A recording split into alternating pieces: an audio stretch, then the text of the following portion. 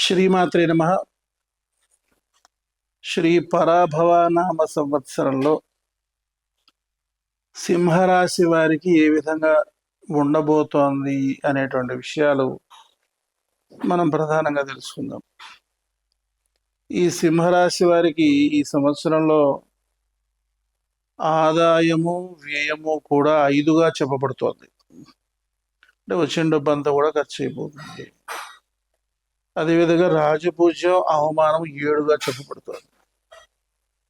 ఇక ఈ రాశి వారికి తీసుకున్నట్లయితే గురుడు 31/5/2026 వరకు మిథున రాశిలో, ఆ తర్వాత కర్కాటక రాశిలో సంచారం ఉంటుంది. అక్టోబర్ 31, 2026 నుండి సింహరాశిలో, ఆ తర్వాత 24/1/27 నుండి ద్వాదశ స్థానమైన కర్కాటక రాశిలో లోహమూర్తిగా సంచరించబోతున్నాడు. ఇక శని విషయంలోకి వచ్చేసరికి అష్టమ స్థానంలో మీన రాశిలో సంచరించడం చేత లోహమూర్తిగా సంచరిస్తున్నాడు. ఇక రాహు విషయంలోకి వచ్చేసరికి సంవత్సరాది నుండి కుంభరాశిలో, డిసెంబర్ 5వ తారీఖు నుంచి 6వ స్థానమైన మకర రాశిలో సువర్ణమూర్తిగా సంచరించబోతున్నాడు.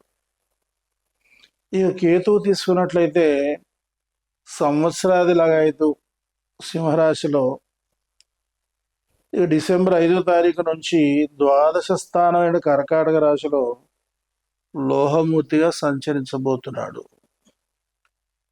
అయితే ఈ యొక్క గోచారాన్ని బట్టి ఈ సంవత్సర ఫలం కనుక మనం సింహరాశి వారి విషయంలో తీసుకున్నట్టయితే ప్రారంభం నుంచి కూడా సామాన్యంగా గడుస్తుంది.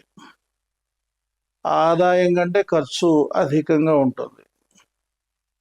వివాహాది శుభకార్యాల విషయంలో, విదేశీ ప్రయాణాల విషయంలో కూడా జాప్యమే ఉంటుంది.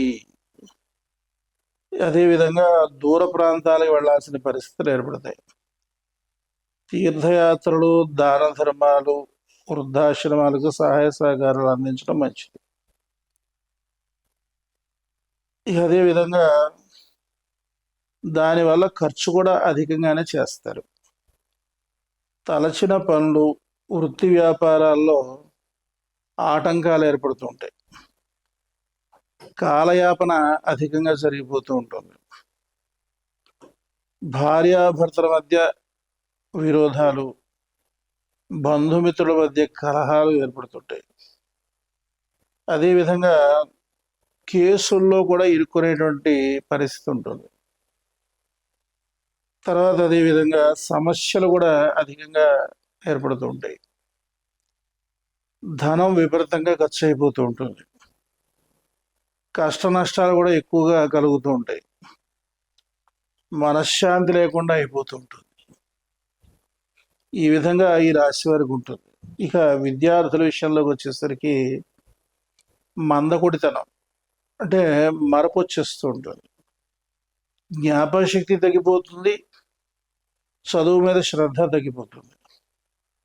శ్రమపడి చదివితే రెండవ ఛాన్స్లో ఉత్తీర్ణులు అయ్యేదానికంటే రెండవ ఛాన్స్లో మనం పాస్ అయ్యేదానికి అవకాశం ఉంటుంది అన్నమాట.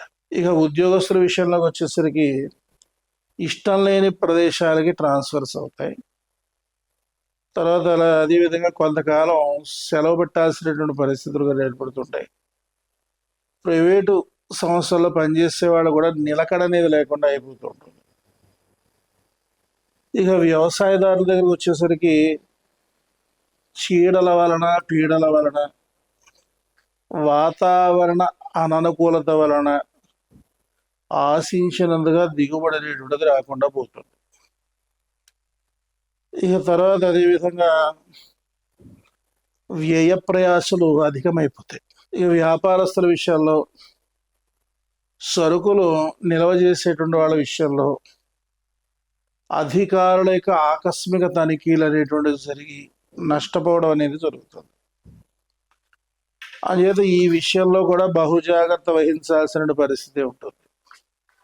ఇక క్రీడాకారుల విషయంలో కానీ, కళాకారుల విషయంలో కానీ, టీవీ సినీ కళాకారుల విషయంలో కానీ, ఆ పరిశ్రమల్లో పనిచేసేటువంటి వారి యొక్క విషయంలో కానీ తీసుకున్నట్టయితే అవకాశాలు వచ్చినా నిలబెట్టుకోవడం కష్టమైపోతూ ఉంటుంది. ప్రతిభకు తగినటువంటి పారితోషికం కూడా లభించకుండా అయిపోతూ ఉంటుంది. ఇక కాంట్రాక్టర్ల విషయంలోకి వచ్చేసరికి పనిముట్లు సరిగా లేక, పనివారి వలన ఇబ్బందుల వలన, ఇక తర్వాత అదేవిధంగా బిల్లులు ఆలస్యం అవడం చేత పనులు ఆలస్యమై రకరకాలైన సమస్యలు ఎదురవుతూ ఉంటాయి. ఇక రాజకీయ నాయకుల విషయంలోకి వచ్చేసరికి పదవులలో మార్పులు అనేటువంటివి ప్రధానంగా చూస్తారు. అదేవిధంగా తరచూ ప్రయాణాలు చేయాల్సిన పరిస్థితి ఉంటుంది. ఆదాయానికి మించిన ఖర్చులు అనేటువంటిది అధికంగా చేసేస్తారు. తర్వాత అదేవిధంగా వాగ్దానాలు చేసి అవి నెరవేర్చలేక రకరకాల రీతిలో ఇబ్బందులు పడుతూ ఉంటారు. ఇక స్త్రీల విషయంలోకి వచ్చేసరికి మానసిక ప్రశాంతత అనేటువంటిది ఇక బాగా ఇబ్బంది కలగజేస్తుంటుంది లేకుండా. ఇక తర్వాత అదేవిధంగా ఉద్యోగ అవకాశాల విషయంలో కూడా అనేక రకాల ఇబ్బందులు ఎదుర్కోవాల్సిన పరిస్థితి ఉంటుంది. తరచూ కూడా ప్రయాణాలు చేయాల్సిన పరిస్థితి ఉంటుంది. ఆదాయాన్ని మించిన ఖర్చులుంటాయి. దంపతుల మధ్య అభిప్రాయ భేదాలు ఉంటాయి. మాట పట్టింపుల వల్ల రకరకాల ఇబ్బందులు ఎదుర్కొంటారు. అనారోగ్యం కూడా ఏర్పడుతూ ఉంటుంది. మానసిక పరిస్థితి అనేది దిగజారిపోతుంది. ఇక మనశ్శాంతి వరకు దైవారాధన, అదేవిధంగా తీర్థయాత్రలు చేయడం అనేది అన్ని విధాలుగాను మంచిదిగా చెప్పబడుతోంది. ఇది ఈ రాశి వారికి సంవత్సర ఫలం ఈ విధంగా ఉంది. అంటే మొత్తం మీద చూస్తే చాలా ఇబ్బందికరమైనటువంటి పరిస్థితులే కనబడుతున్నాయి. అందుచేత వీరు ఈ సంవత్సరం అంతా కూడా దశమహావిద్య అమ్మవార్ల యొక్క మహామంత్రాలు రోజుకు శక్తి అనుసారాన్ని బట్టి 27 సార్లు కానీ, 54 సార్లు కానీ, 108 సార్లు కానీ జపం చేసుకుంటూ ఉంటే ఈ సంవత్సరం అంతా కూడా ప్రశాంతంగా గడపడానికి అవకాశం ఉంటుంది. ఇంకా సులభమైనటువంటి ఉపాయం ఏమిటంటే